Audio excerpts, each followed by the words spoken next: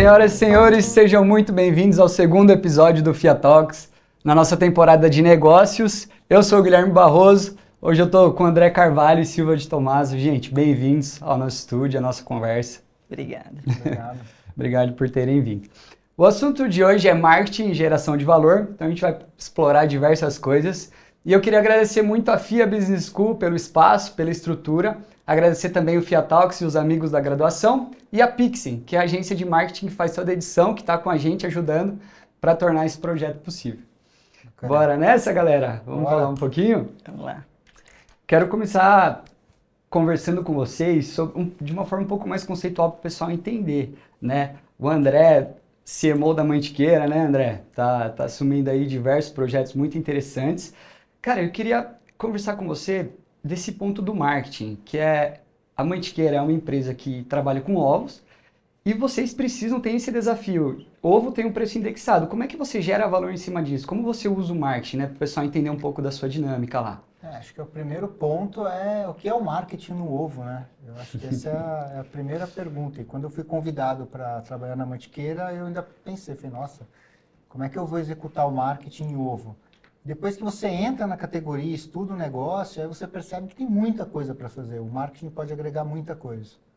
Mas o que eu sempre costumo falar é o seguinte, a Mantiqueira ela já fazia marketing ao longo da sua trajetória, porque ela implementou sistemas de qualidade, controles de limpeza de produto, garantia de que quem coloca a mão no ovo, a primeira pessoa é o consumidor, então o ovo sai da galinha e vai até a casa do consumidor, ele é a primeira pessoa a colocar a mão. Então tudo isso criou uma imagem de marca de muita qualidade, além da tradição que a empresa tem.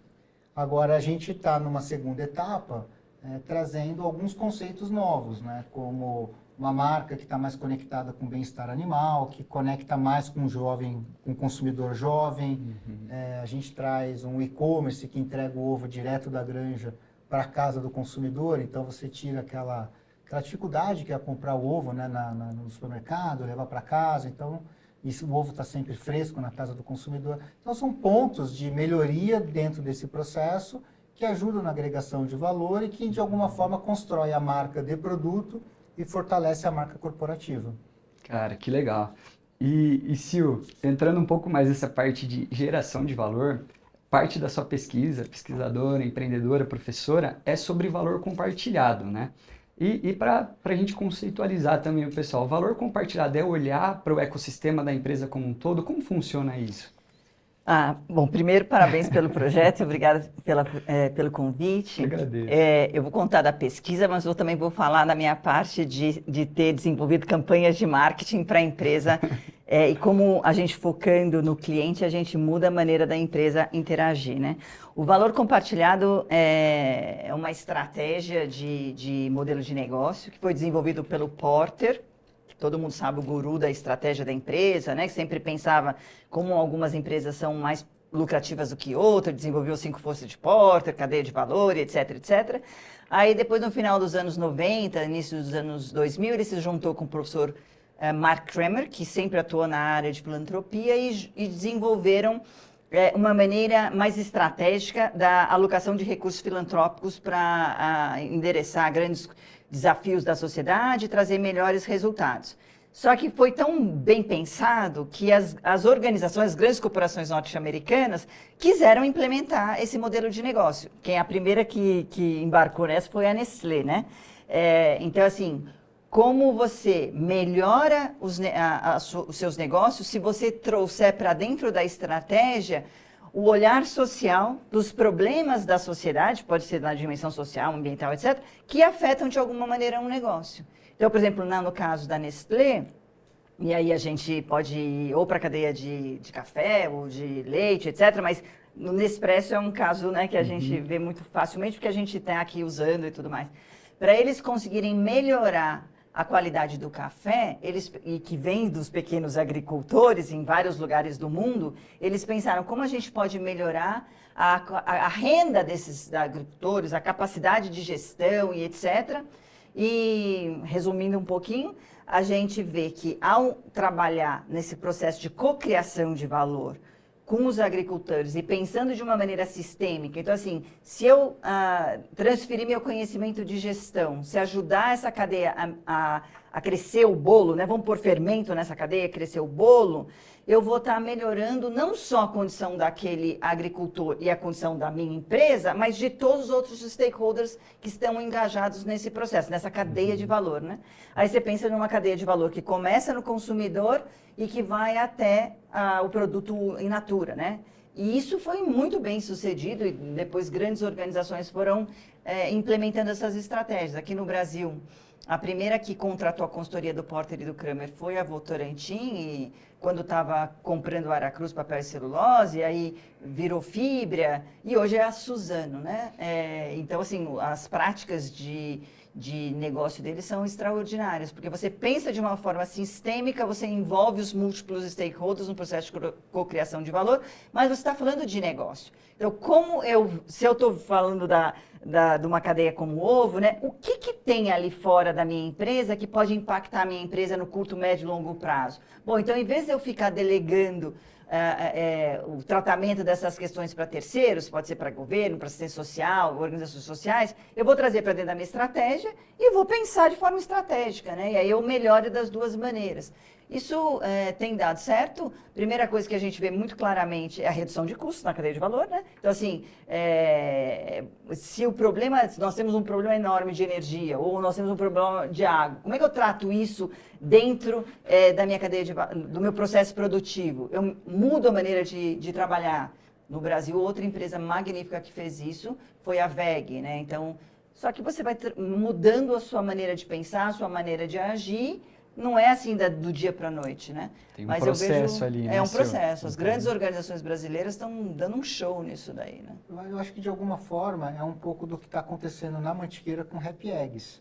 Porque Sim. quando a gente pega a marca Happy Eggs, a gente tem lá que é a história que você falou do foco no cliente, no entendedor do cliente. Então, tem uma parcela da população que não aceita mais consumir um ovo de gaiola. Está buscando um ovo com bem-estar animal, uma outra opção. Então, a partir do momento que a gente entende isso, a gente teve que reorganizar nossa cadeia inteira para poder atender esse consumidor. Em 2020, o fundador da nossa empresa assumiu um compromisso de não produzir mais ovos em gaiola. Então, desde então, nós só construímos ovos de galinhas livres, né? Galpões para ovos de galinhas livres. E aí vem o alinhamento da cadeia, porque daí você tem qual que é o equipamento que vai entregar isso, como é que você capacita o seu time, porque é um outro tipo de processo de produção. Exatamente. Você precisa de outro tipo de líder, como né? Como é que você comunica isso para o seu consumidor? Aí falando dos prestadores de serviço, então até o cara da manutenção do equipamento tem que pensar diferente, é um outro tipo de manutenção, então a alimentação da galinha, então uma outra alimentação diferente da galinha que está no outro galpão lá então é um pouco isso mesmo, assim, você entender o consumidor e daí você traz isso para trás da sua empresa e vai organizando essa cadeia. Não é uma tarefa fácil, é uma tarefa difícil, a gente está nessa desde 2019, na verdade, a gente está indo para 2026, a gente está crescendo muito, né, em função dessa necessidade e demanda do consumidor, mas internamente esse processo todo de alinhamento, construção, é um processo bem desafiador. Nesse sentido, por exemplo, duas coisas que o Porter e o Kramer sempre falam, né, e eu também atesto nas minhas pesquisas, no dia a dia da sala de aula, e mesmo na nossa empresa, na empresa de Marmos e Grins, é que a gente consegue ter uma outra aceitação do consumidor. Então, é o lucro admirado, né? A Suzano sempre fala isso. É o lucro admirado. Puxa, que legal que é essa empresa. Eu vou privilegiar essa empresa porque ela está entendendo a minha dor. Então, é uma cocriação de valor nesse sentido. Muda... Além de mudar o discurso do estrategista, né? Porque você tem que repensar a sua proposta de valor, você muda o papel da empresa dentro da sociedade. A empresa passa a fazer parte da solução e não mais ser o problema, né? É engraçado até, porque quando a gente pega as nossas redes sociais, né, assim, é engraçado que meio que vira uma comunidade. Sim. E as pessoas meio que mandam opiniões e dicas. E, olha, eu acho que vocês têm que fazer isso, eu acho que vocês têm que fazer aquilo. É quase que as pessoas olham a empresa e se sentem parte e começam a trocar com a gente, dando ideias mesmo, de projetos. É uma engrenagem de inovação aberta, né? Toda essa mudança de mindset, de visão de mundo, gera uma extraordinária inovação na empresa. E é capaz, você pode fazer isso num pequeno cenário ou num grande cenário como é o de vocês, né? Meu, que legal vocês trazendo isso. O primeiro episódio foi sobre comunidades. Ah, E vocês falando de marketing e geração de valor, colocaram também como pessoal de comunidades a importância dessa tendência do cliente, né? sim, Então é o sim. consumidor que vai estar falando. Deixa eu só falar da minha trajetória de empresária, Por né? favor. Eu sou formada em letras, né? Então fui professora há bastante tempo. E aí meu marido fundou a empresa, a gente já era noivo. Depois de algum tempo é que eu fui trabalhar com ele, que a empresa ficou bastante grande, e aí eles separaram, né? A gente trabalha no ramo de rochas ornamentais, então tem a parte da pedreira, da mineração, parte da serraria, que corta o bloco em chapas, e a parte da marmoraria. E o meu marido ficou com a parte da marmoraria. Aí ele falou, vem trabalhar comigo. Falei, tá bom, vou trabalhar. Já tinha tido uma experiência na empresa lá nos Estados Unidos, né, e tudo mais. Aí eu falei, bom, eu vou trabalhar, mas eu vou levar a sala de aula para dentro da empresa. Eu falei, tudo bem. E aí, o que é a sala de aula, né? A gente, quando vai desenvolver um plano de ensino, uma aula, a gente põe o aluno no centro do desenvolvimento de qualquer aula. Então, foi isso que a gente fez na década de 90, quando eu fui trabalhar lá, né? 96, mais ou menos, a gente colocou o cliente no centro. O cliente, quem era o cliente? Era o consumidor das rochas ornamentais, né? E aí, a partir disso, eu sempre fui à frente do desenvolvimento do marketing da empresa e do relacionamento. A gente desenvolveu o marketing de relacionamento, e aí com os arquitetos, decoradores, né? Mas a partir do valor que o consumidor, né, o dono da casa, do escritório, dava para as rochas ornamentais. E aí uma campanha que eu desenvolvi do começo ao final e deu muito, muito certo, foi a gente... eu tinha uma loja e acabei tendo uma loja na Gabriel Monteiro da Silva, e lá a gente tinha uma loja bem requintada, porque era mercado de luxo, mas assim... como a gente trazia a natureza para dentro da sua casa e a gente explora, né? Tem um ônix da Cordilheira dos Andes e o nosso forte concorrente são as empresas no Afeganistão, no Paquistão. E a rocha ornamental tem uma energia, a natureza te dá uma energia. Então a gente desenvolveu a campanha baseado nisso, como o homem e a natureza interagem em termos de criação de energia conjunta. A partir dali, né, a gente desenvolveu que o ônix, que as pessoas conheciam, estava na joalheria, mas aquele mesmo ônix poderia estar num painel da sua casa, na bancada do lavabo, no cinto. Eu desenvolvi uma linha de joias, de acessórios, né, de casa, acessórios de moda e tudo mais, mostrando que a natureza poderia estar na sua casa. E o resultado mais extraordinário, eu estou falando isso porque o resultado mais extraordinário que eu tive foi de uma cliente. Ela tinha arquiteta, teve o projeto e tal, mas assim, depois eu fui na casa dela, ela me convidou para ir na casa dela quando a casa estava toda decorada, porque ela fez o lavabo, a gente fez uma cuba montada de ônix, era do Azul Laguna, que ele é transparente, então você põe uma luz, ou é verde ou é azul, e ela fez uma junção de tons de luz. E ela falava que ela voltava para casa dela feliz, porque ela queria abrir a porta e só se energizar e ver isso. Então, assim, a gente reconfigurou o que era o setor de rochas ornamentais. Saiu em várias milhões de capas, saiu na Globo, saiu em tudo quanto é lugar.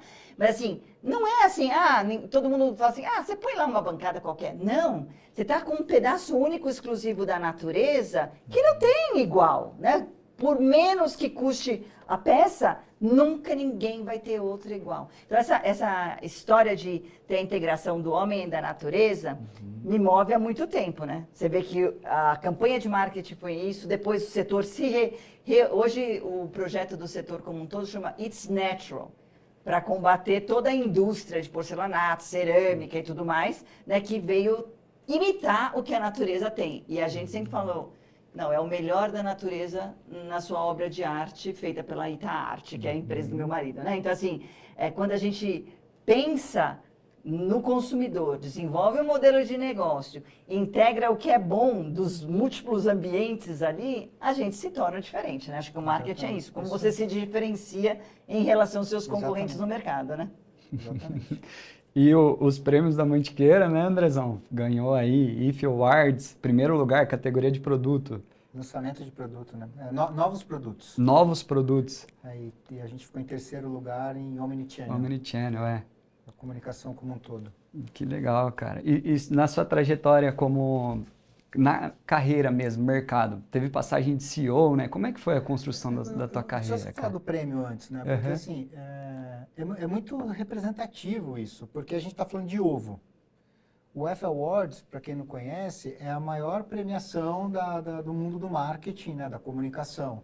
Então, as empresas que ganharam os prêmios são as grandes empresas que a gente conhece como anunciantes. Então, Boticário, agora o Nubank, Bob's, o Burger King, sei lá, pensa as empresas, General Motors, essas empresas. E aí uma Sim. empresa de ovo, sabe? Tá lá na premiação e ganhar 2 prêmios é uma coisa muito significativa que aconteceu. E a gente ficou Sim. muito feliz assim com isso. Mas é um pouco de uma, talvez seja um reconhecimento dessa trajetória, dessa construção que começou lá atrás e se conectando com o consumidor e trazendo efetivamente essa história. Trazendo um pouco para a minha carreira, assim, eu sempre separei minha carreira em 2 partes. Eu começo como a pessoa que ajuda a vender, né? Então, passando pelo marketing, pelo pricing, novos negócios, mas sempre ajudando a vender. Depois eu tenho uma pausa, eu faço um MBA nos Estados Unidos. Quando eu volto, eu falo, não, agora eu quero ser o cara que vai vender. Aí eu fiquei os últimos, antes de assumir agora essa posição, eu estava há 18 anos liderando times comerciais. E que foi bacana, porque eu trazia a minha bagagem mais estratégica, mais administrativa, para o front, para a hora de você tá lá convencer o cliente, né? E também foi uma experiência muito bacana para mim, porque, cara, as coisas acontecem na rua, né? E assim, você acha que você tem um projeto maravilhoso na mão, você senta na frente do comprador, o cara te destrói, e aí você volta para casa desmotivado, e aí você aprende que todo bom vendedor é o cara que dorme desmotivado todo dia, mas acorda motivado todos os dias. E agora eu voltei para o marketing nos últimos 2 anos e meio, com essa visão também. Com essa visão da execução, com essa visão do não, do neutralizar as objeções. E eu acho que eu tento, em Happy Eggs, na Mantiqueira em Casa, na marca Ovos Mantiqueira, sempre buscar elementos que neutralizem a objeção do comprador, para facilitar a vida dos nossos vendedores. Então eu consegui voltar, né, para o marketing com essa visão de execução mais latente e de conexão entre as cadeias, que é um pouco do que a gente estava falando. Não adianta assim o marketing pensar se o vendedor não está entendendo, comprando junto com você. Então E se o consumidor não está interessado. E se o consumidor não está interessado. Então essa ida e vinda é uma troca do tempo todo tem que acontecer. Então, a minha trajetória, bem resumidamente falando, é isso. É engraçado Muito que as interessante. pessoas pensam, né, que você nasceu diretor de marketing, ou a gente nasce como dono de empresa, né? Não funciona assim, né? Essa questão de você estar na rua e saber, eu passei, acho que uns 15, quase 20 anos da minha carreira com um porta-mala lotado de caixas de amostras de mármores e granitos, visitando os escritórios de arquitetura e construção, né, as engenharias e tudo mais, para escutar, para levar o material. Então, assim, esse marketing de relacionamento que a gente fazia, que se fala muito hoje isso, que você vê, é no tete a tete, né? Não dá para ter marketing de relacionamento, cada um no seu escritório não tendo acesso. Então, hoje a gente fala que você está à frente da empresa para vender, você tem que ter uma escuta muito ativa. E uma escuta sem julgamento. Quando a gente vai criar um processo de criação de valor conjunta com múltiplos stakeholders, não dá para julgar, né? A gente tem muito às vezes, uma posição reativa, se a gente é contrário às ideias do que o outro está falando. Aí você assim, não, mas espera um pouquinho, não é assim que...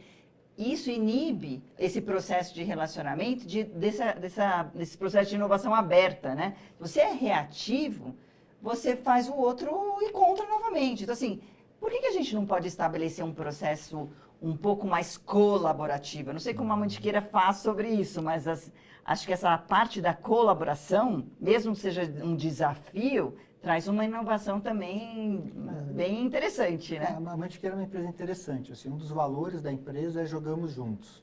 Então, não sai, meio que está o tempo inteiro uma troca de ideias. Além disso, tem um grupo de fornecedores que apoiam a gente bastante e agora a gente está começando a abrir algumas coisas para trazer universidades para pensar em conjunto com a gente. Legal.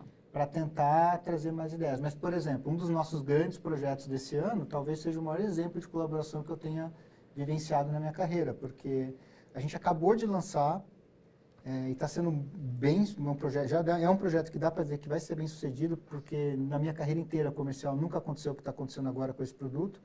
É uma bebida à base de clara de ovo. Tá, então como é que a gente desenvolve isso? Começa com um cientista americano que desenvolveu essa patente, a gente tem acesso a essa patente, a gente faz um licenciamento com exclusividade, a gente tem um laboratório de uma multinacional que produz aromas aí no mundo todo para testar com a gente, tem até Trapac para nos ajudar com os testes industriais. Então teve toda uma rede assim, de fornecedores até chegar no produto acabado. Projeto de 2 anos, deu muito errado, até dar certo. Né? E é exatamente isso que acontece. E qual que era o grande desafio? Como é que você pega uma clara de ovo, sobe a temperatura em altas temperaturas sem cozinhar, e você transforma isso numa bebida?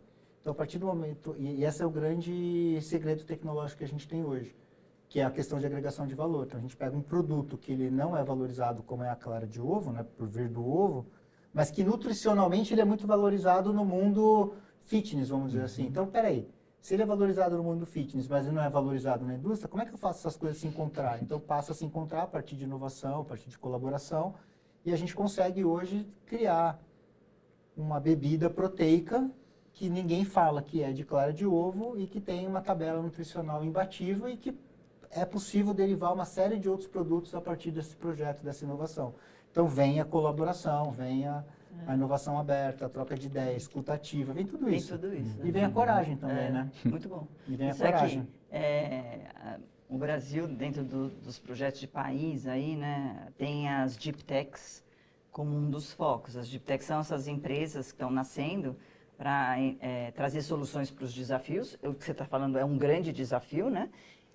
Que tem a ciência junto com o negócio para poder desenvolver novas maneiras de atuar. Nesse sentido, eu sou pesquisadora lá na USP, dentro dessas empresas, do empreendedorismo Deep Tech, e aí a gente não só vai investigar o que a ciência, né, como você está falando, a partir de uma patente. Então, isso que a gente está trabalhando. Como que o Brasil pode transformar mais conhecimento em inovação e melhorar os seus rankings de inovação, porque o Brasil gera muito conhecimento nas universidades, porém fica na gaveta, né? Não chega até a indústria. Então, como a gente está aproximando a indústria das universidades, e daí esse é meu projeto de pós-doc, e a gente tem lá na FEA, né, na Faculdade de Administração, recém-aprovado pela FAPESP, um centro de pesquisa, inovação e difusão de orquestração de múltiplos ecossistemas para os grandes desafios da sociedade. E é justamente assim que a gente estuda, né? Como a gente chega perto das indústrias, o que você está tentando desenvolver? Eu preciso agora desenvolver essa parte, porque eu estava te falando o que você está fazendo com a casca de ovo. Pô, vamos trabalhar de uma outra maneira, porque os grandes desafios da sociedade passam por essa mudança de mentalidade, né? Como a gente trabalha a operação das empresas de uma outra maneira. Isso requer ciência envolvida, né? Mas aí, assim, acho que ainda tem um caminho a ser preenchido, né? Que é essa lacuna entre a universidade e a indústria. Eu particularmente, tenho uma passagem, a minha dissertação de mestrado, ela tem eu queria que tivesse uma aplicabilidade bacana para a sociedade como um todo. E basicamente eu estudei o WhatsApp, a Scantec, né, que é um sistema aí de inteligência de dados. Como que novas tecnologias, o resumo como novas tecnologias estão transformando a cadeia de fornecimento. Estudei o que era o Compre Agora, na época da Unilever, e muito coincidentemente, quando eu saio do mestrado, eu vou para a Minerva, que é uma empresa gigantesca de carnes, e aí aquelas coisas que acontecem na nossa carreira, né? Que você tem que estar preparado para a hora que o negócio acontece. Quando eu cheguei lá, tinha o e-commerce sendo desenvolvido. E aí, como eu tinha estudado muito todas essas questões de e-commerce, eu falei, caramba, aqui não vai dar certo, aqui não vai dar certo, aqui não vai dar certo, que era a questão da teoria sendo colocado na prática. Aí a gente conseguiu ajustar o e-commerce e até hoje funciona. É um e-commerce quase que batendo aí de alguns centenas de milhões de faturamento, um dos maiores e-commerces de proteína do Brasil. E eu fiquei muito feliz assim, de poder trazer tudo que eu estudei e aplicar efetivamente, porque às vezes as pessoas não têm essa oportunidade, né? Você sabe que é muito bom esse seu comentário, porque A FIA aqui tem um programa de mestrado e doutorado profissional, né? E os programas de mestrado e doutorado profissionais, eles estão crescendo no Brasil. Sim. Justamente por isso, porque a sociedade brasileira, a indústria, precisa da ciência para melhorar a sua aplicabilidade, né? Exatamente. Então, e a gente vê assim, pô, eu estou fazendo um estudo, não faz sentido eu fazer um estudo para mim. O que esse estudo pode impactar a sociedade? Então, as métricas até da CAPES, do Ministério da Educação, estão muito mais voltadas agora para o impacto da pesquisa na melhoria da sociedade. Então, isso que você está falando foi uma dor que demorou a ser absorvida, mas agora acho que a mudança está sendo forte. A FIA lidera isso daí. O programa de doutorado da FIA é espetacular nesse sentido, né? Começou esse ano, mas do mestrado já é há muito tempo. Os alunos de graduação precisam se aproximar mais para fazer as pesquisas de iniciação científica e tudo mais, né? Justamente para isso. Vocês têm o contato com as empresas, vai fazer um projeto de iniciação científica para ajudar, né? Mas sabe que, olha que coincidência, assim, vou falar o nome de outras faculdades aqui, porque Pode acho falar, que vale a não tem pena, problema. assim. Eu fui uma vez numa feira de ciências, por um motivo particular, da Mauá. Na feira de ciências da Mauá, eu vejo uma plaquinha lá, assim, tinta a partir da casca de ovo. Aí. Eu falei, eu trabalho com casca de ovo. Eu fui conversar com os alunos. Eu falei, cara, o que é isso aí? Me conta. Eu vi a tinta. Ele falou, a gente comprou uma casca. Aí qual é a coisa de aluno? A gente comprou uma casca de ovo que vende lá, sei lá, naquela zona cerealista. E aí a gente testou, tal. Isso é um pessoal de engenharia química. Aí a gente conversou com a professora, a gente entendeu qual que era o conceito. Não conseguimos ainda evoluir no projeto, mas é viável você fazer tinta a partir de casca de ovo.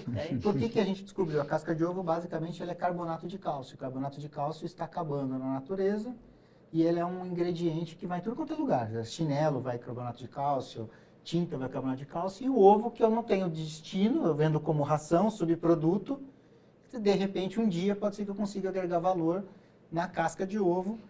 E para a sociedade, um dia a gente sabe que a carbonato de cálcio vai acabar e pode ser que o ovo ocupe esse lugar. Aí é bom.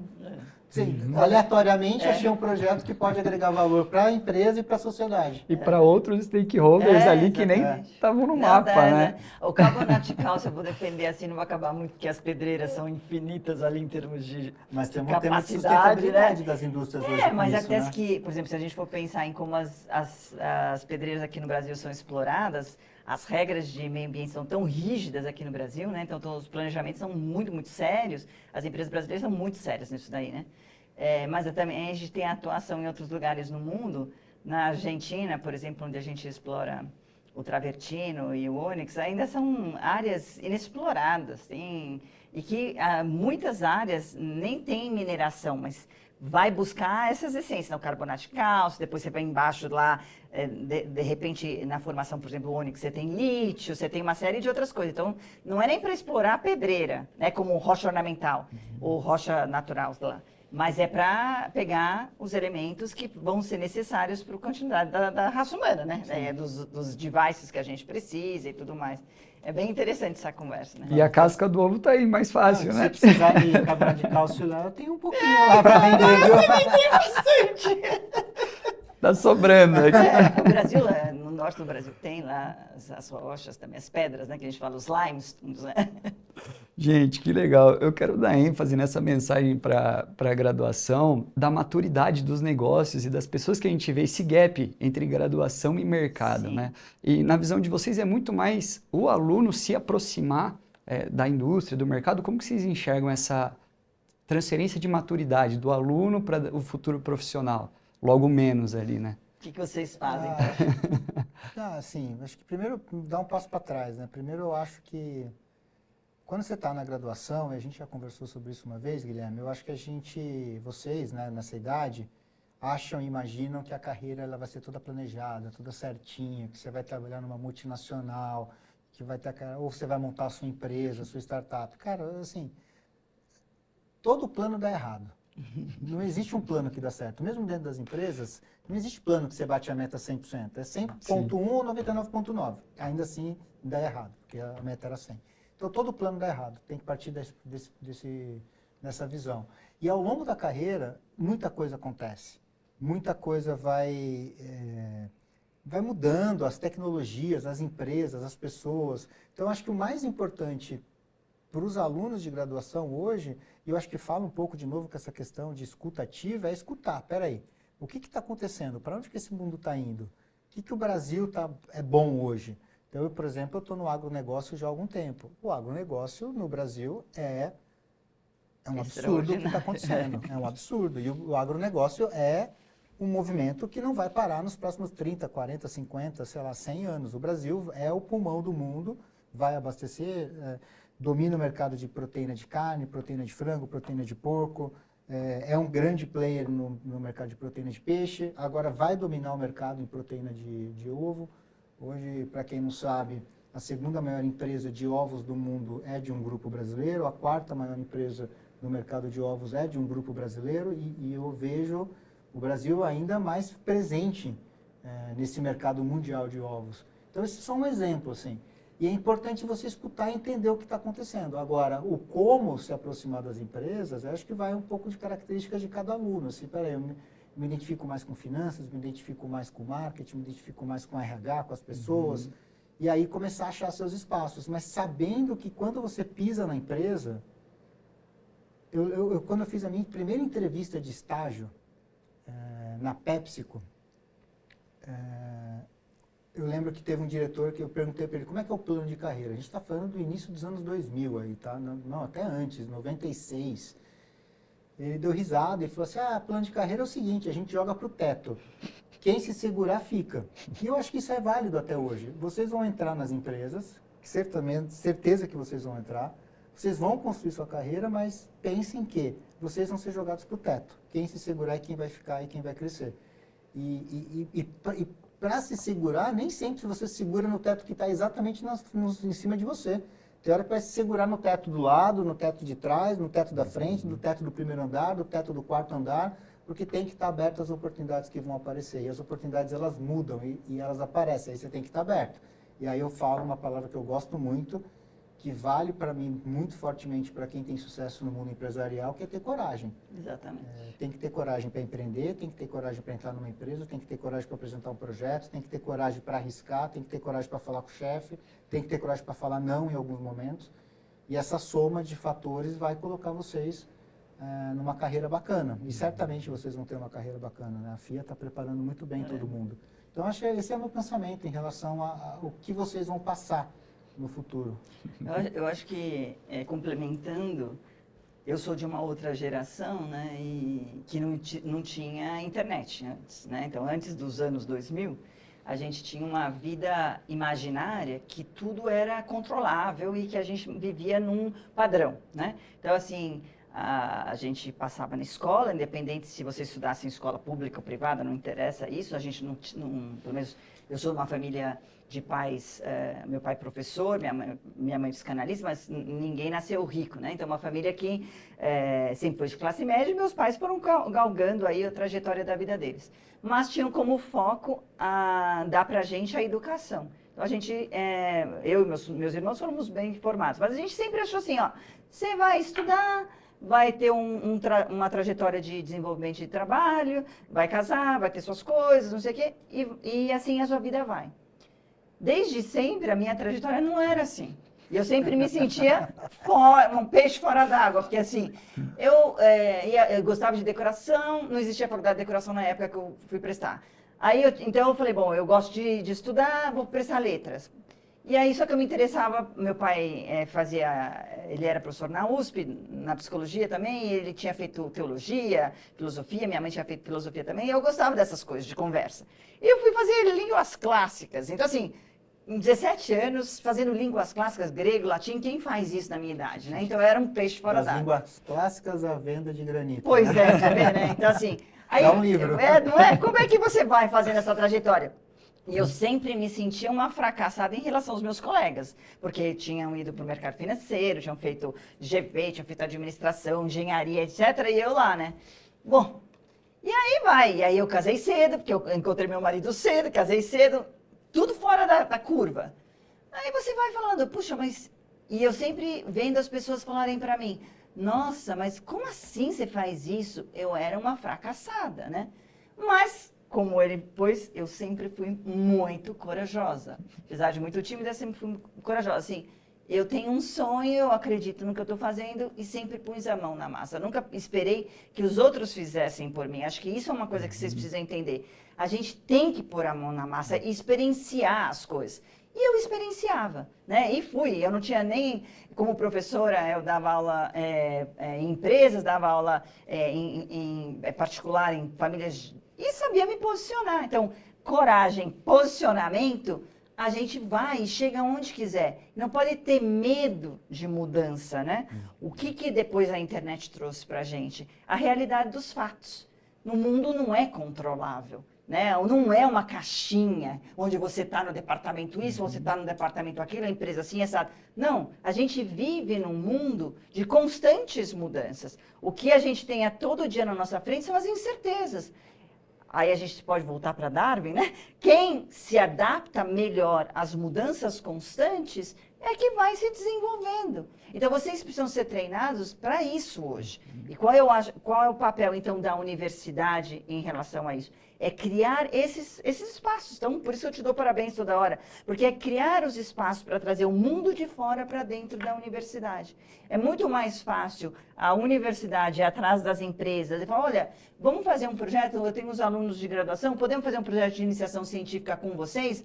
Pondo um professor para interagir com isso, do que achar que as empresas vão bater na porta da universidade e falar assim, olha, estamos precisando de um aluno, estamos precisando de um pesquisador. Então, eu acho que, além da coragem, né, como ele falou, é essa ação empreendedora. Ter coragem, se posicionar e agir, pôr a mão na massa. E a faculdade, acho que tem que estar desconstruindo, né, todo o nosso processo antigo de... são as disciplinas da caixinha, da sala de aula fica... Não, a faculdade tem que ir para o mundo. Os alunos têm que estar no mundo. Como ele está falando, assim, o mundo muda muito rápido. Não é um roteiro linear. Não é um roteiro linear. E né? tem uma coisa, assim, que por vezes eu tive sentimentos contraditórios e só depois eu aprendi. Tem hora que você não entende por que você está estudando alguma coisa. Talvez você não entenda por que você está aqui nesse FIA Talks. Mas uma coisa, tenho certeza, você está ganhando um repertório. Sim. A vida é tão maluca, que pode ser que daqui a 12 anos, 15 anos, você caia em algum lugar que fale assim, poxa, eu preciso de um cara para puxar um talk show. E pode ser que você fale, opa, peraí, eu já vivi isso na vida, eu consigo ajudar. A gente não sabe. Por isso que formar o repertório, principalmente nessa idade que vocês estão, é muito importante. Eu lembro muito de quando eu estava fazendo MBA nos Estados Unidos, eu frustrado, assim, que eu tinha uma matéria que eu odiava. Eu falava assim, caramba, por que eu estou estudando isso? E aí eu lembro que veio uma pessoa da Grécia, assim, uma pessoa mais velha, que era da minha classe, e falou, André, calma, a gente não está entendendo por que a gente está perdendo essas coisas agora. Quando a gente voltar para os nossos países, quando a gente voltar para as nossas empresas, talvez as coisas se conectem e façam sentido. Quando eu voltei e aí assumi uma outra área na empresa, eu falei, nossa, cara, agora eu entendi por que eu fiz aquele plano de inovação. Agora eu entendi por que o cara foi tão chato comigo, porque agora eu estou conseguindo efetivamente executar, porque eu tenho repertório. Então entendam que nesse momento é a hora de vocês formarem o repertório de vocês. Experienciar, né? Experienciar. Não, mensagem... tem que se jogar no mundo. E não é fácil, porque a gente encontra o desconhecido. Todo mundo tem medo do desconhecido. Por isso que a coragem realmente é uma... não é que assim, eu nasci com coragem. Não, a gente desenvolve as competências. Acho que isso é uma coisa importante para vocês entenderem. Ninguém nasce sabendo falar em público, ninguém nasce sabendo fazer um projeto, ninguém nasce sabendo fazer sei lá... Um PowerPoint. Um PowerPoint, uma IA. nada. Exatamente. O que a gente tem é vontade e coragem de experienciar, errar trocentas vezes. Acho que isso... é uma coisa muito importante. A gente só vê nas mídias, ou a gente só vê nos livros, ou nas palestras, pessoas que vão falar do sucesso que tiveram. Só que atrás de um sucesso tem milhões de fracassos, né? Então, como empreendedora nata, eu acho que o Nassim Taleb é extraordinário, porque ele fala que é nos erros que a gente aprende. E o empreendedor...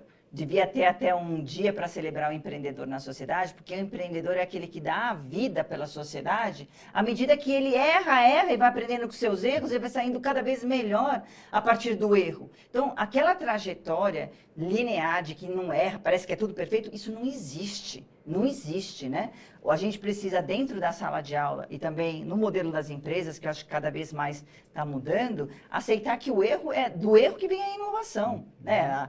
A Pfizer ficou milionária lá com Viagra por conta disso. E assim por diante. A gente teria aqui milhões de exemplos para dar. Mas vocês que estão na formação precisam aprender a lidar com os erros e com a palavra de fracasso de uma maneira positiva. Todo plano dá errado. Todo plano dá errado. Eu nunca vi um plano dar certo. É verdade. Todo plano dá errado. Agora, você tem que controlar o desvio do erro. Isso. Porque se você errar muito, é ruim.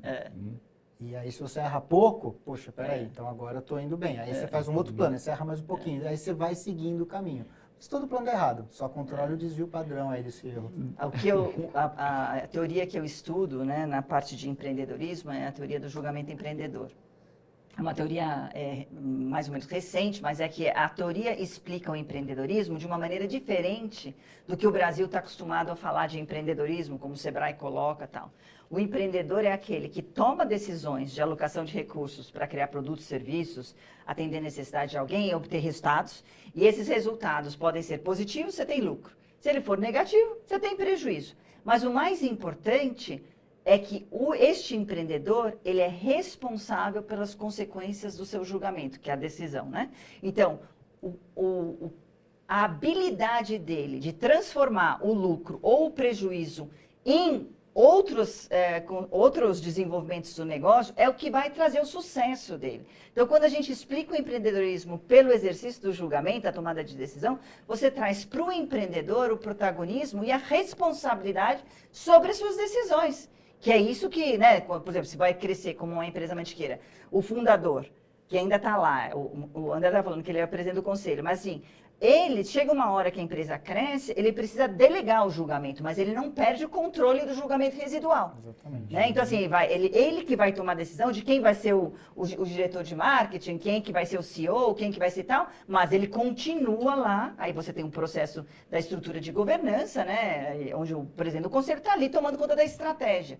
Então, quando a gente explica o empreendedorismo por essa lente, a gente traz outra maneira de enxergar a ação empreendedora, que é trazer resultados práticos, agir. E aí, nesse processo, não tem fracasso. Então, quando o Sebrae fala, de cada 100 pessoas que empreendem, só não sei quantos, coitados, conseguem continuar com a empresa ativa. Não é por conta da característica do empreendedor. A gente para um pouco na metade da história, né? No Brasil, se você abre um CNPJ, se você tem prejuízo financeiro, o seu nome acabou. E, dependendo se você é sócio de uma esposa, ou marido, ou irmão, primo, a sua família vai junto. Então, o Brasil não tem um cenário de competitividade que traga o empreendedorismo como um modelo de vida. Por isso todo mundo prefere ser CLT. Só que não tem empresa suficiente para ter todo mundo empregado. A gente precisa sim ter essa ação empreendedora dentro ou fora das organizações, mas o que a gente precisa? A gente precisa mudar a regra do jogo do Brasil. Porque senão a gente sempre tem índices negativos de empreendedorismo. Isso não é verdade. Aí o que a gente vê? Vai para a informalidade. Usa uma outra pessoa para ter o nome da empresa. Então, quando a gente começar a entender que a ação empreendedora é o que move o mundo, desde que o mundo é mundo, a gente vai buscar entender quais são as regras de jogo propícias para a ação empreendedora. O Brasil está muito atrás do mundo hoje em dia. Né? Não sei se você concorda com isso, mas... Concordo. E quando vocês falam de coragem, né, tanto para a carreira quanto para o empreendimento, tem muito a ver com os negócios que vocês tiveram, né? Imagina fazer transporte de um ovo, um produto super sensível, transportar pedras pesadas à pedreira. Exigiu ali um esforço não só de marketing e geração de valor, que é o que a gente tem falado, mas operacional como um todo, né, André? A cadeia toda... Nossa, a cadeia toda. Mas essa linha do empreendedorismo que a Silvia estava falando, eu tive uma passagem, né, como presidente de uma startup, e que eu tinha até uma parcela pequena ali da sociedade, e isso que a Silvia está falando é muito real, porque era uma empresa pequena, a gente chegou a ter ali 20 funcionários, mas era gente pequena brigando com muita gente. E tem uma coisa assim, dia 20, Guarda o que eu estou te falando, se você for empreender, dia 20 vence os boletas de ICMS, PIS, COFINS, os impostos, e dia 5 vence funcionário. Você olha para o caixa não está positivo, isso é meio desesperador. É total. Então, eu suporto isso que está sendo dito no sentido de que o Brasil precisa apoiar mais novas iniciativas, assim, de startups, de jovens empreendedores, de aproximação de faculdade e empresas, até para buscar mesmo, né, novas empresas, novas oportunidades para todo mundo. Então, acho que a gente tem que ter um pensamento mais estratégico mesmo como país nesse sentido. Mas sim, tem que ter coragem, não é fácil você empreender, não é fácil você estar dentro da empresa também, e daí são outras discussões, outros problemas, mas no momento que vocês estão, eu acho que vocês estão na hora de experimentar tudo. Você quer empreender? Empreende. Você quer trabalhar numa empresa? Vai trabalhar numa empresa. Experimenta, cria repertório. Esse foi o ponto que eu... Usa as regras de startup que hoje, né, pode ser Exatamente. informal. Você vê, essa questão que ele falou é muito importante. Se você todo mundo fala assim, é o Simples Federal, que tem o DAS, né, que junta esses impostos. É tão cruel, porque assim, o governo calcula o valor a partir dos últimos 12 meses de faturamento. Se você não foi bem em algum desses faturamentos, por exemplo, nos últimos, significa que você não tem caixa, como ele está falando, para pagar um DAS alto. No entanto, como é a somatória, vem um DAS absurdamente alto e você não tem para pagar. Então, assim, é uma regra que vamos dizer assim, ela é punitiva, a regra brasileira, né? É muito, muito punitiva. E essa informação às vezes não chega para o empresário. Não, você precisa aprender a estudar. O maior sócio de qualquer micro e médio empreendedor é o governo. Exatamente. Eu, por exemplo, além de ter... Se você for falar, sou especialista em contabilidade, sou especialista em finanças, não porque eu tenho a formação, né? Depois eu fui fazer, mas por quê? Porque se você é empresário, se você tem uma empresa, a gente fez obras gigantescas, aquele Hard Rock Hotel lá na Flórida, na cidade de Hollywood, na Flórida, que é gigante, foi a nossa empresa que fez inteiro. Né? Então, assim, é um processo minimamente detalhista de a gente ter que desenhar o assembly line para o cliente, os containers chegando na obra. Assim, absurdamente o risco que a gente toma, né? Quando a gente passa por uma situação como a indústria passou na Lava Jato, todo mundo ligado à construção civil, você não tem para onde correr, a sua família perde tudo. A gente só não fechou as portas porque os funcionários pediram para o meu marido não fechar a empresa, né? Assim, porque eu já disse, eu não quero mais ser empresário. Por quê? Porque é difícil, né? Você depois não tem para onde correr. O banco vai te massacrar e tudo mais. Então, uma coisa que eu digo para vocês, se a gente precisa mudar as regras do jogo, a gente precisa entender onde esse jogo é jogado.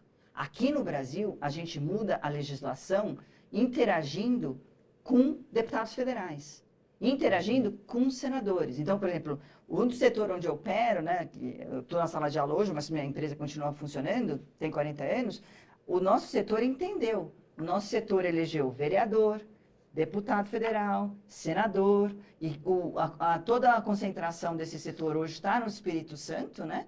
O vice-governador hoje é uma pessoa do setor. Então, assim, a gente precisa entender que a gente precisa, como cidadão, saber como funcionam as regras do jogo. Você quer empreender, você tem que estar ligado às pessoas que fazem as regras dentro de uma, como é que fala, bancada de empreendedorismo, sei lá o quê, né? Tem que aprender a jogar esse jogo. Então, não dá para falar assim, eu não quero saber de política. Não é política partidária. Você precisa saber da estrutura de governança do seu país e de como isso vai impactar a operação das organizações, que é o que você estava falando um pouquinho antes, né? E aí vem naquela questão da agregação de valor. Para você agregar valor, seja na sua empresa, seja na empresa que você trabalha ou na empresa que você empreende, você tem que entender muito bem a regra do jogo. Acho que esse é o primeiro ponto básico. A partir dali, entendeu, montou seu plano de trabalho, montou seu plano de negócio, executa. Saiba que alguma coisa vai dar errado, mas executa. Acho que é isso, assim. No momento de vida que vocês estão, e assim, vocês são muito privilegiados de estar na FIA, sabe? Assim, de estar com bons professores, ter uma boa formação. Vocês não têm a dimensão do quanto isso vai ajudar vocês no futuro. Até mesmo nessa questão de fazer o Brasil evoluir, de fazer as empresas evoluírem. Eu acho que... eu sei que vocês escutam muito isso, né? Você escuta muito isso, eu já falei isso para você uma vez lá no dia que a gente veio conversar lá no Agrofia, mas é verdade, né? Assim, o Brasil precisa de gente boa, de gente formada, de gente bem formada. Eu acho que vocês estão indo para esse caminho. Vocês vão ter sucesso. Sabe? Eu fiquei também impressionada. Eu não dou aula na graduação, mas eu interajo, né, com eles também. E a qualidade dos trabalhos e do que vocês estão entregando da FIA Finance, por exemplo, é extraordinário, né? É um nível. Os trabalhos deles são melhores do que trabalhos de muitos executivos. É impressionante. E também, eu concordo com eles, vocês estão numa faculdade privilegiada, esse ecossistema da FIA, que vocês têm toda hora, né, interação com empresários. Eu estou num prédio, né, onde tem a FIA, sala de aula, mas as empresas aqui vocês podem encontrar com as pessoas no elevador e no café e tudo mais. Vocês precisam aproveitar esse ambiente. Até de observar como as pessoas interagem entre elas, né? Assim, como é que elas se vestem, como é que elas se comunicam, o que é isso. É muito legal, cara. Assim, esse mundo... Eu começaria tudo de novo, sou apaixonado pela minha carreira, gosto demais do que eu faço. E, cara, queria eu estar no FIA Talks aí, entrevistando muito legal. os executivos. É muito legal. Bate na porta das empresas, entendeu? Tem que ir atrás mesmo. Não, mensagem muito valiosa para a gente da graduação, muito bom. E eu queria, a gente assistir uns vídeos, fazer um react aqui que dá uns cortes legais também, depois para a gente publicar e tal. Assistir um comercial da Mantiqueira, não sei se a produção tá ali, a gente separou. Tem dois agora, tem um novo, né? Saiu mais antigo. Tem um novo, vamos ver. Esse aí foi o que ganhou o prêmio. Vamos ver. esse que ganhou o prêmio é o comercial? Pô, na minha casa tem que consumir, né? Porque depois que você falou aqui, ó, tem que consumir. Vamos lá.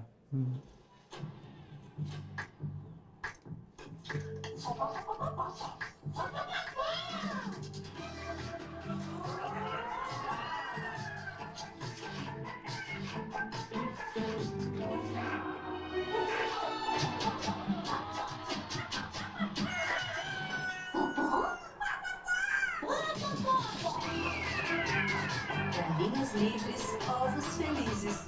É maravilhoso. Popó? Muito bom. Muito bom. Esse foi o que ganhou o prêmio do Apple Arts. Exatamente. Muito Como que legal. veio esse Happy Eggs? Cara, assim, o conceito é um conceito de você ter a galinha livre. E, efetivamente, ela vive de uma forma diferente, ela tem um bem-estar e é uma galinha feliz. Então, aí, a partir dali, se criou a marca. Mas a campanha em si, a Ana Couto, que foi a mesma agência que fez agora o rebranding de vocês, é a agência que cuida da comunicação de Happy Eggs. E o Happy Eggs, ele tem o arquétipo do bobo da corte, que daí traz esse aspecto de diversão, de a galinha ser livre. E a gente fala muito assim, né? Quando a gente olha a categoria, existe um ideal daquela galinha da fazendinha, do chapeuzinho caipira. Então a gente falou, peraí, nossa galinha ela é diferente, porque quem é o nosso consumidor? Jovens conectados com a causa de bem-estar animal de cidades grandes, cidades urbanas, São Paulo, Rio, Brasília, Curitiba. Então, a partir dali, a gente começou a criar a nossa comunicação. Peraí, a nossa galinha ela é diferente, ela não está na fazenda, ela está na balada. Que legal. Ela está onde ela quer estar, ela pode estar na lua, inclusive. Basicamente foi isso, assim, a nossa galinha ela é moderna, então ela tem o óculos Juliette. Então, faz essas brincadeiras. E as cores também, né? E Juliette para conectar com o jovem. Uhum. Então, quando a gente testou com o consumidor, essa pesquisa foi muito bem aceita, logo de cara, assim, muito bem aceita. Então, eu acho que é um case muito bacana, de sucesso. A gente está agora com uma segunda campanha no ar e seguimos construindo a comunicação de Happy Eggs. Seguimos construindo, né? A gente fala que Happy Eggs ela tem a missão de encabeçar esse propósito de bem-estar animal. Essa é a grande missão da marca Happy Eggs dentro da categoria de ovos. Vamos fazer o case da Happy Eggs. Esse aí é um case de sucesso mesmo. Vocês já fizeram algum case na academia, não? Tem. Não de Happy Eggs, tem da Mantiqueira, tem até no livro do Potter. Do Potter não, não lembro o nome. Então, de quem? não lembro o nome, acho que foi do Kotler. Ah, do Kotler, de marketing, foi de marketing. Exato. Mas foi uma etiqueira como um todo, não só a então, comunicação podemos de fazer um de hashtags. valor compartilhado aí. Aí, Gui, um bom projeto de iniciação científica para você. É mesmo.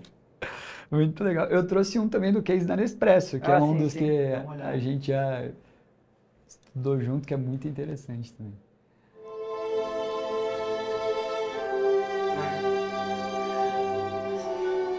Sorry. So you want me to start with this one?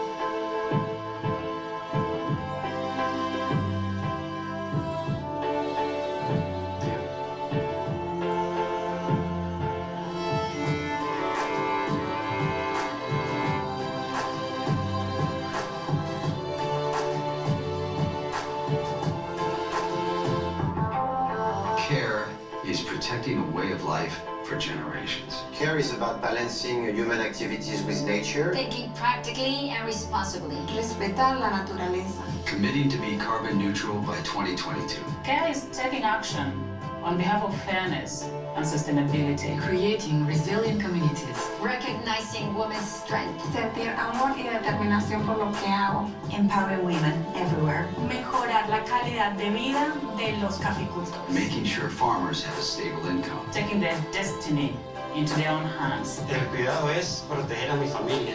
Respecting farmers' craft in every cup. Care is the difference.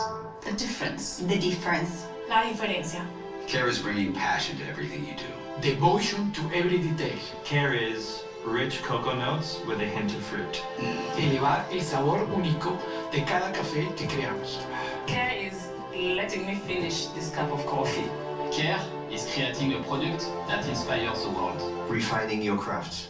Care is a gift and a promise.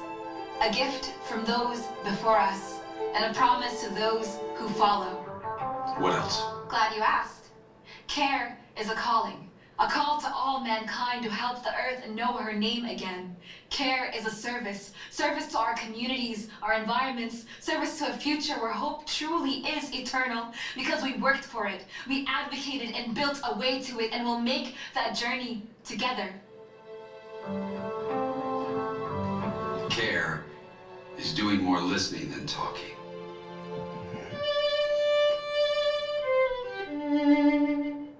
Sharing your gifts. Care is producing something that makes people happy. Care is supporting our community because together we're stronger. Care is when a company of environmentalists, parents, socially conscious individuals, people just like you, set out to prove the good that good taste can do. Proving good taste and good values go hand in hand. Made with care. Hecho con cuidado. For all we're doing, it's still just a start. Care is what goes into every single cup of Nespresso. Muito bom, né? Nossa, muito bacana. Absurdo, Ele né, cara? viu numa palestra que eu dei. Eu tava lá Mas você assistindo. vê, isso eu acho extraordinário. Esse é o valor compartilhado também, um caso da Nespresso é muito bom. Ver que são os múltiplos stakeholders falando do valor da marca, né? E o valor da marca é esse, a gente toma um cafezinho para o nosso próprio prazer, né? Tomar um cafezinho. Então, assim, o que tem nessa xícara de café que une todos esses múltiplos stakeholders? Esse é o valor da marca, né?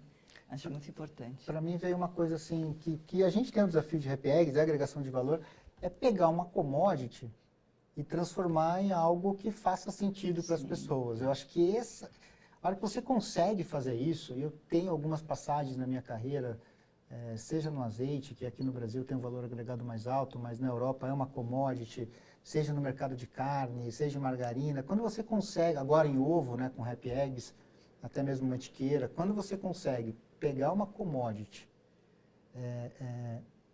e conectar essa commodity com o consumidor, isso fica muito forte. Porque a commodity está presente no dia a dia do consumidor absolutamente todos os dias. Quem não toma café todo dia, quem não come ovo todo dia. Então, a partir do momento que você se conecta com esse consumidor, isso potencializa. E transformar commodity em produtos essenciais não é uma tarefa fácil. E na perspectiva de marketing, eu acho que é mais desafiador ainda, porque não é só colocar o dinheiro do marketing lá. é você colocar o dinheiro do marketing de uma forma sábia, de uma forma que você efetivamente seja efetivo, porque esse dinheiro ele custa muito no mercado de commodities. As empresas de commodities, elas têm uma margem muito baixa. É verdade. Então você precisa ter aí vem as métricas, né? Você tem que ter as suas métricas qualitativas, quantitativas muito bem amarradas para poder extrair o máximo valor daquilo que você está fazendo. Porque não é fácil você aprovar uma campanha, sei lá, de 1, 2, 3, 10, 15 milhões numa empresa de arroz, numa empresa de feijão, não é fácil. Ou de café, como ou de café, ou de ovo. Então, acho que isso é um desafio assim, muito grande. Mas esse aprendizado aqui acho que é extraordinário.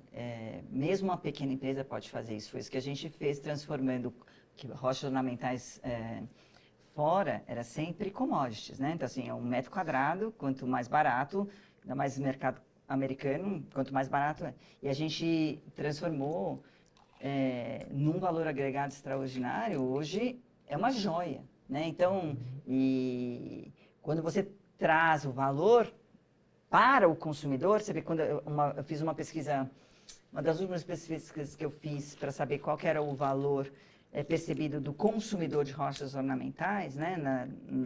Por exemplo, em edifícios de alto poder aquisitivo, nem é a rocha ornamental nem é o maior custo, pelo contrário, acho que representava 2% do valor total do empreendimento, mas era o número 1 em valor percebido pelo consumidor. Então, o cara queria assim, eu quero saber do meu piso de mármore, eu quero saber do meu banheiro de mármore.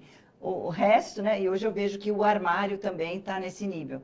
Mas quando você percebe isso, você muda a sua proposta de valor e você muda a maneira de se apresentar para a sociedade. O marketing, acho que é muito isso, né? Como uma empresa se comunica com os seus stakeholders externos, né? Como é que você conta a sua história, como é que você conta prepara o seu time interno, como é que você gera orgulho interno. Tudo isso. Nessa trajetória, né, falando um pouco da Mantiqueira, nessa trajetória a gente redecorou todas as nossas unidades. Olha que legal. Todas as nossas unidades hoje, elas carregam as nossas marcas, que não é comum numa indústria de commodity. Em várias que eu trabalhei não era comum, mas a gente fez esse movimento. Só camisa, né?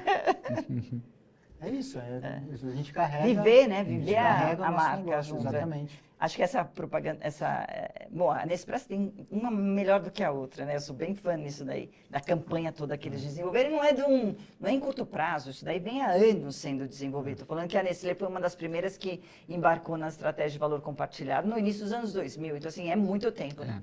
Mas esse vídeo que você colocou mostra a percepção de valor para cada público e ela é diferente, mas todos estão unidos através da mesma xicrinha de café, né? Tem até uma outra que acho que você viu também, que o George Clooney pegou um café e senta para tomar um café com uma outra e ela fala, acabou o café dela e ele fala, nossa, acabou o seu café, você quer que eu te pegue um outro café, né? E ela fala assim, não, por favor, como é seu nome mesmo? Aí ele fala, George, não sei o que, aí ele levanta para buscar o café e tá cheio de mulher, aí ela fala assim, olha, o George Clooney tá lá dentro. Aí vão todas as mulheres para lá e aparece assim, ela tomando sossegadamente o café dela. Então, assim, olha que nível de mudança de percepção do que é você desfrutar um momento seu, né, com aquele Nespresso. E aí, nessa questão de gerar valor a partir da construção da marca, quando você fala que eles começaram nos anos 2000, acho que tem um pouco disso também. É uma jornada. É uma jornada. É um movimento que você entra, embarca e você vai, cada ano, plantando uma sementinha. E quando você compara o teu ano 0 com o teu ano 20, aí você fala, opa, peraí, olha o que eu construí. E às vezes você não percebe, mas é uma trajetória. E as empresas, sejam de pequeno porte, médio porte, grande porte, elas precisam estar preparadas para ter consistência nessa estratégia. Eu não estou falando que tem que ser investimento em televisão, mas o marketing, o entender o consumidor tem que ter uma consistência ao longo do tempo. Eu acho que isso que você está falando é muito importante. Uma jornada... Você tem que ter consistência no seu propósito e alinhamento das expectativas entre os múltiplos stakeholders envolvidos. Porque na hora que a liderança que está transformando essa mudança de marca perde o alinhamento, tudo degringola. E custa muito mais caro você se reposicionar do que a gente pensa, né? Então, por exemplo, quando você se posiciona no mercado e fala, nós agora vamos liderar de tal maneira... E no meio do caminho você perde isso, você perde a confiança do público, né? Não é só do público externo, não é só do consumidor, é do público interno principalmente, né? Aquelas que estão assim, nossa, que maravilha, mudou a marca, vamos fazer tal coisa, vamos junto, todo mundo, né, se envolve e tudo mais. Se a liderança perde esse alinhamento de expectativas, eu acho que prejudica, né? Sim. Uma das coisas que eu anotei é que eu gostaria justamente de resumir como que as pequenas e médias empresas se aproveitam. Então, constância ao longo do tempo, Sim. plantar pouco a pouco ao ano, pouco. contando a história da marca. É muito disso, né? Se eu fosse poder falar um pouco, entender bem a regra do jogo, como a gente falou. Entender seu mercado, entender seus fornecedores, entender seus parceiros, entender as regras governamentais. Isso é o primeiro passo. O segundo passo tem que ter coragem. O terceiro passo tem que ter consistência ao longo do tempo. Consistência. Muito legal. E as pequenas empresas podem muito bem fazer isso, né? Eu acho que assim, aquilo que a gente desenhava no guardanapo, ou a conta que fazia de padaria no papel, a contabilidade no papel, essas coisas elas continuam valendo, né? Ninguém não precisa ter uma fortuna de dinheiro para investir em propagandas na Globo. O que você precisa ter é uma boa história para ser contada e ser fiel nessa contação de história e entregar o prometido. Então, assim, toda a relação entre... Eu, agora, como professora falando aqui, a minha cabeça não é a cabeça de economista, né, que sempre tratou a empresa como uma relação de contratos. A minha cabeça é de cientista social. Então, dentro da minha visão de mundo, uma empresa é uma entidade social. É um conjunto de relação entre pessoas. Pessoas que têm crenças, valores individuais, mas que de forma coletiva conseguem fazer coisas extraordinárias que sozinhas elas não fazem.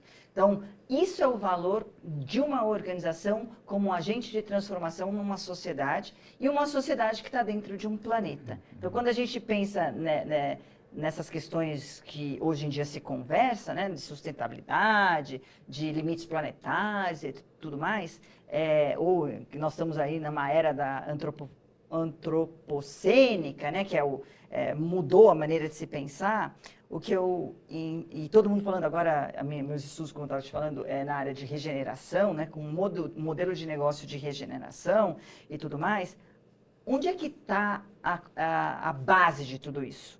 Aí eu diria que hoje a gente precisa cultivar o campo do solo social. Todo mundo fala de agricultura regenerativa, vamos regenerar o solo para a agricultura, O que nós precisamos hoje é regenerar o campo do solo social. O que significa isso? Nós precisamos de indivíduos que voltem para si mesmos, consigam entender seus valores, se reconfigurarem como agente numa sociedade, lutando ou interagindo para o bem comum. A gente perdeu a essência do que é o bem comum. Uma sociedade, ela está ligada por valores comuns, senão ela não se liga. Então, assim, muito mais interessa para vocês que estão em formação e para nós que estamos liderando mudanças importantes na sociedade, o que nos une do que o que nos separa. Porque é através do que nós temos de alinhamento de valores é que a gente constrói o coletivo. E nesse sentido, eu sou muito fã das empresas, eu acho que as organizações, nas empresas privadas, não privadas, com fins ou sem fins lucrativos, mas essa configuração do coletivo de pessoas é o que vai trazer as soluções cada vez mais para os grandes desafios que a gente enfrenta hoje. E a sociedade brasileira precisa valorizar as empresas, precisa admirar as empresas de pequeno, médio e grande porte, né? Afinal de contas, sim, se a gente está sentado aqui, se a gente está usando uma roupa, tem uma mesa, tem uma água, é porque tem empresas desenvolvendo esses produtos para atender às nossas necessidades. Não tem como você ter um copo de água aqui se não tiver um grupo de pessoas trabalhando para produzir isso.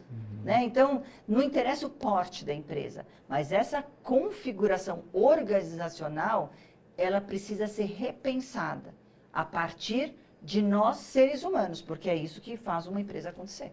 Sim. Mas nessa linha de valorização, eu acho que o agronegócio no Brasil, ele está furando, vamos dizer assim, uma bolha. porque as pessoas estão entendendo o potencial do agro, as pessoas estão admirando, as pessoas estão falando, e o ecossistema do agronegócio, ele vai desde as empresas gigantescas até o produtor rural. Exatamente. Então, de alguma forma, como é que você falou? Assim, essa campo social, campo regeneração social, do campo social, eu acho que o agro é saiu o na solo frente. do campo social, exatamente. O solo do campo social, o agro saiu na frente. Por isso que a gente tem que admirar mesmo, né? Lembra que tinha aquela E o propaganda? ecossistema funciona. Funciona, como é? O agro é... O agro é pop. É pop, tech, né? Tech, é isso, O agro né? é tech, o agro é pop. Gente, muito legal. Em função do tempo, eu separei algumas perguntas para a gente fazer um bate-bola, mas assim, não vai dar para passar por todas, passou muito rápido, foi bem legal, a gente falou de muita coisa legal. Para a gente fechar, antes das considerações finais,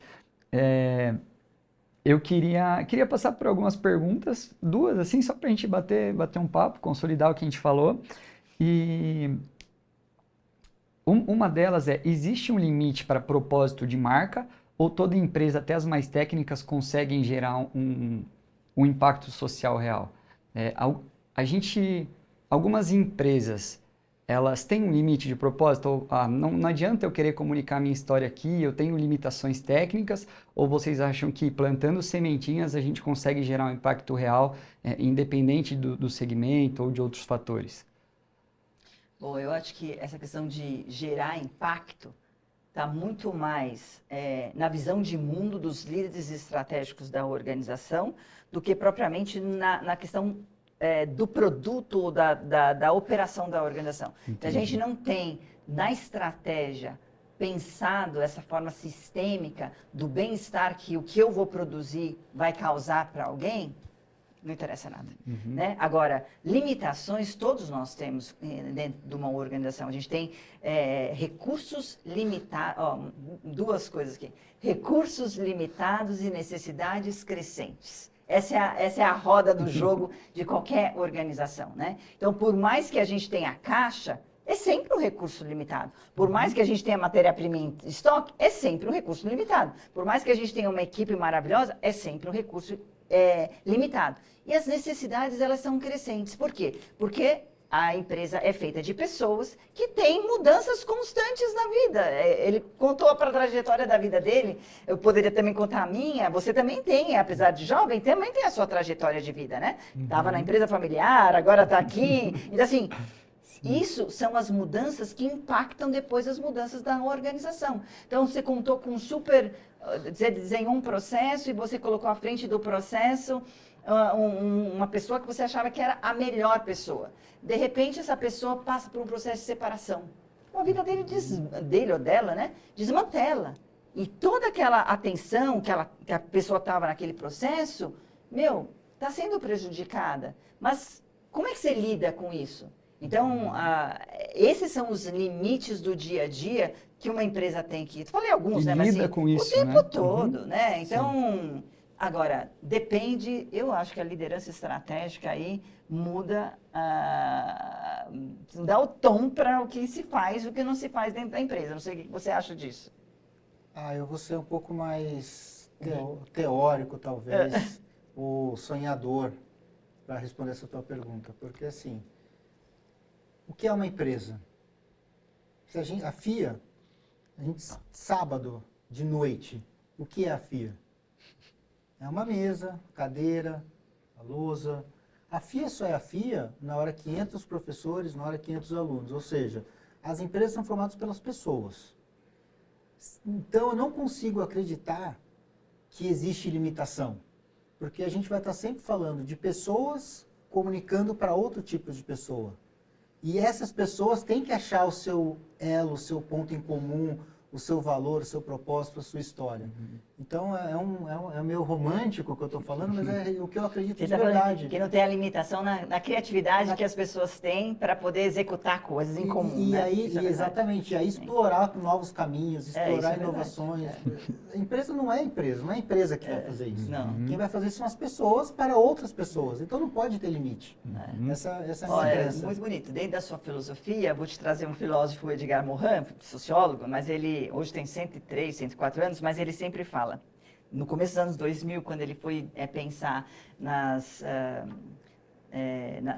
como que uma escola do futuro precisaria, quais seriam os elementos, aí ele falava assim, o que vai ligar seres e saberes no século XXI é a criatividade e a solidariedade. Porque é isso que nos faz humanos mesmo. Então, assim, quando as pessoas falam assim, ai, nossa, a inteligência artificial, a tecnologia vai acabar com a nossa vida, não vai. Com isso que ele acabou de falar, né, com a criatividade, com esse poder de renovação do ser humano, né, ainda mais quando a gente junta várias cabeças, vários corações, né, a gente tem outro dia eu estava, o Danny Smith, que fez o trabalho com a fibra, que estava aqui no Brasil outro dia, e eu fui na palestra dele, ele colocou um modelo bem legal, que é assim, é o coração, é a mente e a mão. Então, isso é que faz uma empresa, né? O coração, ele pulsa para trazer esse propósito. A mente raciocina e executa, e pensa, né? Mas e a mão vai lá e põe a mão na massa. Sem esses 3 elementos, nada acontece, né? Então, nesse sentido, realmente concordo plenamente com ele. Não há limites para o que a gente pode fazer. Não, e eu acho que nessa temporada de negócios, fechar essa sessão de podcast com essa fala, acho que é muito bom, porque o empresário precisa dessa força mesmo de acreditar no negócio, né? E agora, chegando nos agradecimentos finais, primeiro agradecer vocês, fica esse espaço para vocês mandarem um abraço para alguém. Sil, obrigado mesmo por ter aceitado, por ter vindo aí. Bom, eu agradeço a você, né, e toda a equipe da FIA Talks, dos alunos da graduação, pelo convite. Eu sou uma entusiasta, né? Eu não faço nada na vida por obrigação, eu faço as coisas que me movem, né? Eu sou bem transparente nisso, então, assim, eu sou muito empolgada de ver o trabalho que vocês estão fazendo, parabéns, e meu agradecimento a vocês pela oportunidade, que eu acho que isso faz a vida ser feliz, né? A gente tem momentos bons. Obrigado. André, obrigado também. Guilherme. Obrigado por ter me chamado. Pode contar comigo quando vocês precisarem. Eu venho aqui bater papo. Eu gosto, eu curto. Hoje à noite eu estou numa outra faculdade também, conversando com alunos. Eu acho que isso é uma coisa que eu tenho que devolver para a sociedade. O que eu aprendi ao longo da minha carreira, o pouquinho que eu consegui compartilhar com esses jovens, com vocês, eu fico feliz. Então, conte comigo e torço muito por vocês e parabéns aí pela organização, até mesmo pela condução aí. Parabéns. Valeu. Não, conversa riquíssima, eu gostei demais de ter participado. Gente, agradecer vocês que estão assistindo, se encerrou essa sessão, acho que vai precisar de uma parte 2, porque a gente... Muito legal. Mas assim, obrigado de novo a FIA Business School por toda a estrutura, a Ju, o pessoal todo, o pessoal da graduação também, FIA Talks e a Pixem. A gente vai deixar mais informações na descrição, se vocês quiserem conhecer o trabalho do pessoal de marketing muito bem feito. E a gente fica por aqui. Vamos para o 3º episódio na semana que vem e eu encontro vocês nesse mesmo lugar. Muito obrigado.